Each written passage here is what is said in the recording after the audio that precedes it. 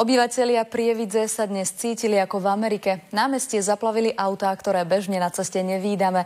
Nablízkané americké tátoše vyvolali na Hornej Nitre poriadny rozruch.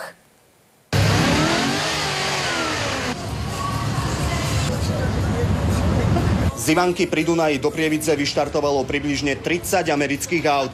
Do centra Hornej Nitry však prišlo oveľa viac. Celý deň nám dneska volali z Trnavy, z rôznych končín republiky. Chceme prísť na Ameriky, urobíme si výlet a chceme podporiť tohto podujatie.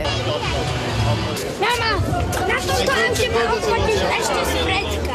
Tento krásavec má takmer 40 rokov. Má elektricky sťahované okná i klimatizáciu. To sa našim Škodovkám vtedy ani nesnívalo. Jazda na takomto krásavci vás vyjde poriadne draho. Pred úpravou motora zožral 30 litrov benzínu. Teraz je to 16 litrov na 100 kilometrov. Tak za luxus sa platí, ako sa hovorí. Majitelia týchto avšak tvrdia, že by ich nevymenili za nič na svete. Americké auto predstavuje značne väčší podiel komfortu. Určite nie je problém s takýmto autom upútať pozornosť, takže myslím si, že určite sa s tým dobre balia baví.